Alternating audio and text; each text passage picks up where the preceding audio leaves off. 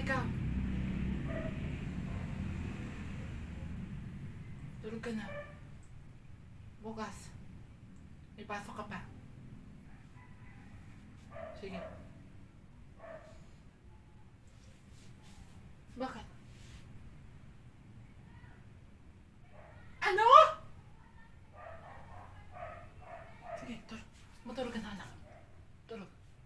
Huwag ka na makikinig sa mga sinasabi ng matatanda, ha?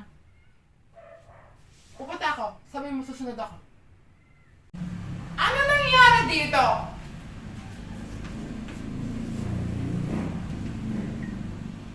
Ikaw?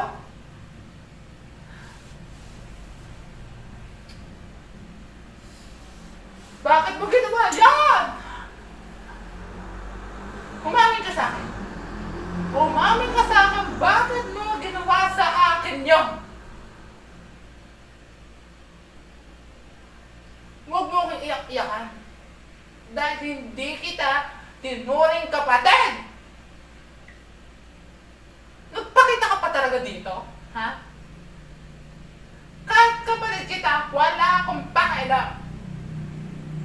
Bakit ka nagpakita dito? Magsabi ka!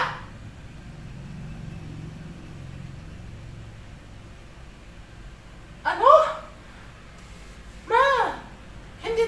Hindi totoo yan! Hindi totoo ang mga sinasabi mo. Hindi ako ampon. Ikaw ang ampon! Ano sabi mo? Ulitin mo sinabi mo!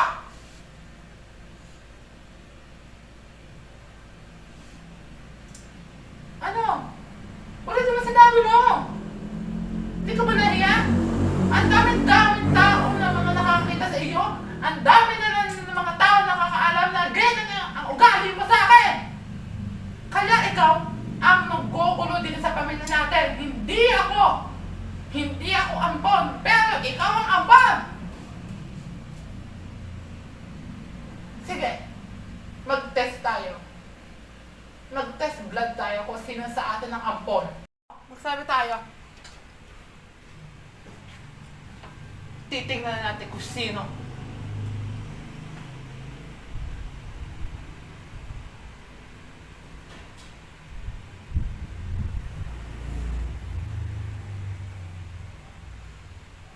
Salamat.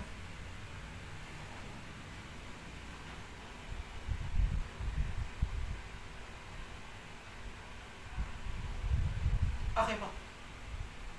Mag-aantay lang po kami.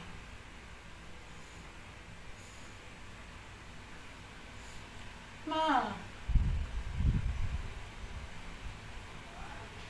Sana hindi ako ang ampon. Please. Doc, ano na? Nangyari? Ano?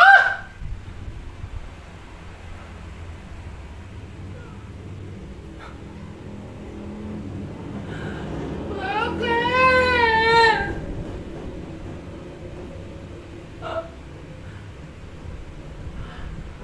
Ma!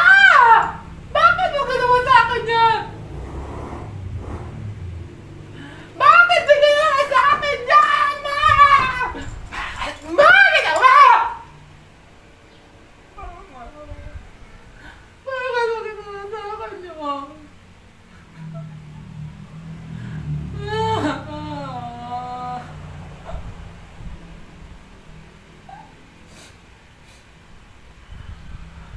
Ma, bakit? Ma, tinutuloy kong ina, Ma! Ma! Ma!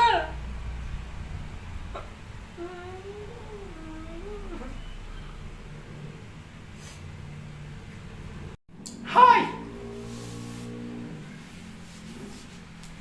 Hindi ikaw ang tunay kong ina.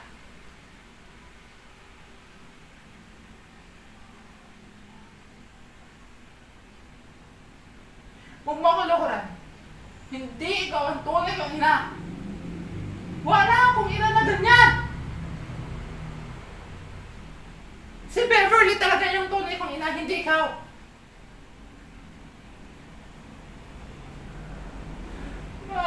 Bakit mo kasi ginawa yun sa akin? Paano mo inagaw ako sa kanya? Paano?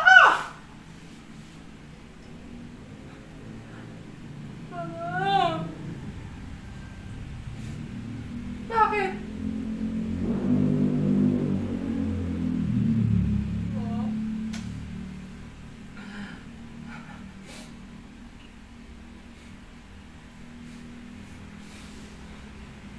Ano tinitingnan niyo dyan? Magtrabaho kayo! Mga chismoso!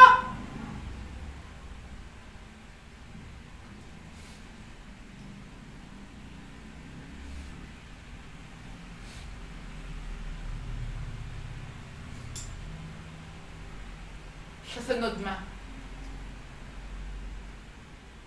Pag nakita kita, tutuluyan kita!